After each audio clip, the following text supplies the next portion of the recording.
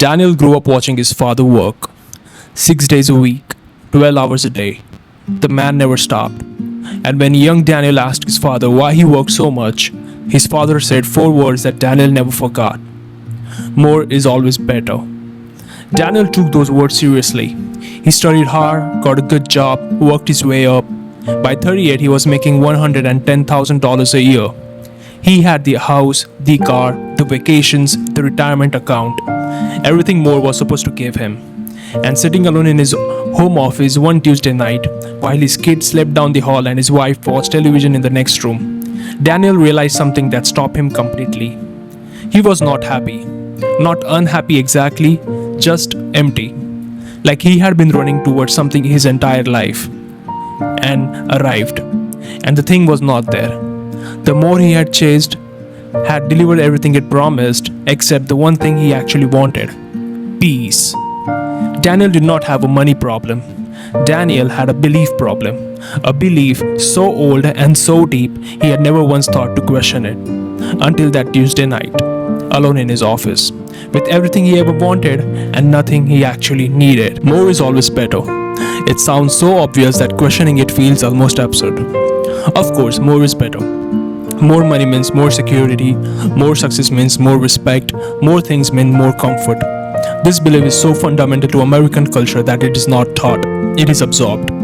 Through every advertisement you have ever seen, every promotion you have ever chased, every comparison you have ever made, every conversation about success you have ever heard. But here is what the research actually says. A landmark Princeton study found that emotional well-being, the actual feeling of happiness in daily life, stops improving significantly beyond an income of approximately $75,000 per year. Beyond that point, more money produces almost no additional happiness. Almost none. A more recent 2021 study by Nobel Prize-winning economist Angus Deaton found similar results, with some nuance suggesting the ceiling may be slightly higher, but the fundamental finding remains unchanged. At some point, more stops delivering, and yet the average American works an additional 200 hours per year compared to workers in other developed nations. Chasing more, spending more, stressing more for a return on happiness that the research says largely does not exist. This is not a personal failure. This is what happens when an entire culture builds its identity around a belief that was never fully examined. A belief that was handed down generation to generation, father to son, like Daniel's father handed it to him, without question, without evidence, without asking whether it was actually true. Let us go back to Daniel. Daniel grew up in Cincinnati, Ohio. His father was a factory worker who believed completely, with every fiber of his being, that if he could just give his family more, everything will be okay. More overtime, more sacrificed weekends, more years at the same plant. Daniel watched his father chase more his entire childhood, and he absorbed the belief without ever being handed it directly. He just watched and learned and carried it forward. By his mid-30s, Daniel had unconsciously organized his entire life around one question: how do I get more? Not what do I actually want, not what will make me genuinely fulfilled, just how do I get more? More money, more square footage, more status, more security. The hedonic treadmill kept him running. Lifestyle creep consumed every step forward. The social spending tram cost him the difference. But underneath all three, the engine powering every single one was the belief: more is always better. And here is the most painful part of Daniel's story: his father. The man who worked 6 days a week for 30 years chasing more retired at 64 and told Daniel something he had never said before. He said, "I wish I had worked less. I wish I had been home more. I wish I had understood earlier that the more I was chasing was already sitting at the dinner table, waiting for me every night while I was at work trying to get more." So where does the more is always better belief actually come from? And why is it so resistant to questioning?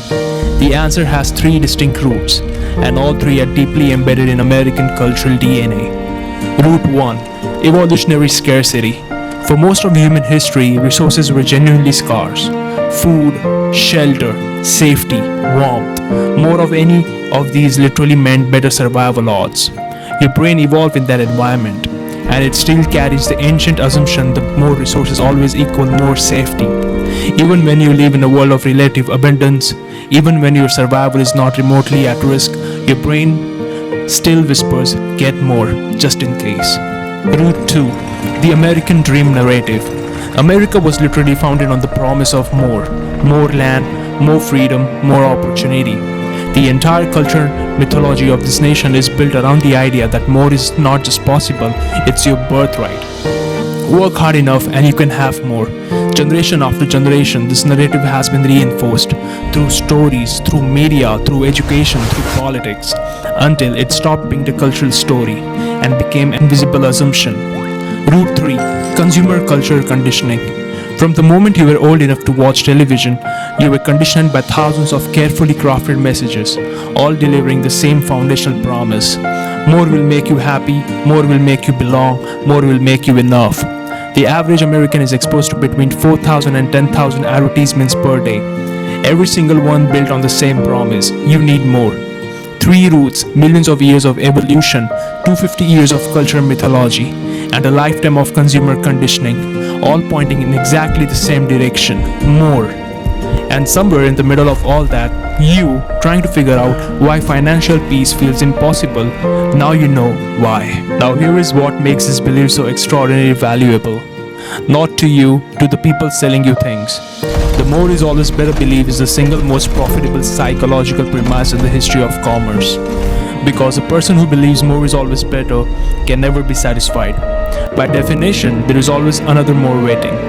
A bigger house, a newer car, a higher title, a better neighborhood, and a person who can never be satisfied is a person who never stops consuming. The American economy is not accidentally structured around perpetual consumption. It is deliberately designed around it. GDP, the primary measure of economic health in America, goes up when people spend more. It goes down when people spend less. Your financial peace is literally bad for the economy as it currently structured. Let that sink in. The system does not benefit from your belief that more is always better.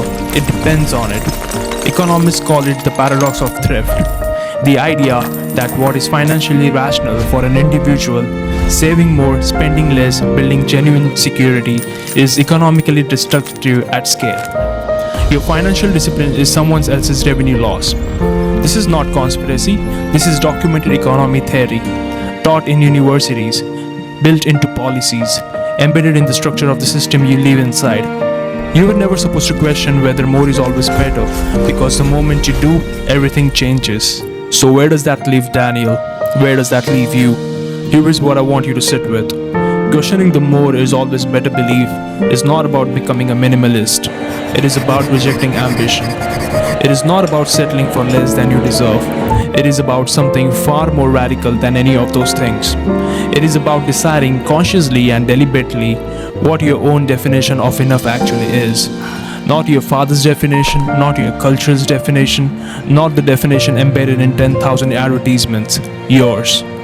Because here is what the research on happiness actually shows. The people who report the highest levels of genuine financial well-being are not the people with the most. They are with the people who have defined enough and stopped there, deliberately, on their own terms.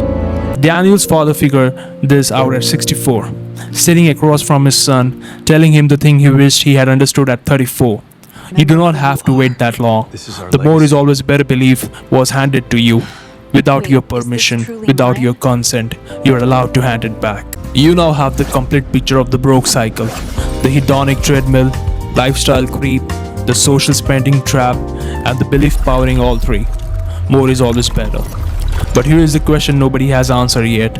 Now that you understand why you are stuck, how do we actually get unstuck? Not with a budget, not with a savings plan, not with generic financial advice you have already heard 100 times. With something that works at the psychological level, where the actual problem lives. Broke Cycle episode 5 is different from everything we have done so far, because for the first time we are not explaining the trap, we are showing you how to walk out of it, psychologically, permanently. See you next time.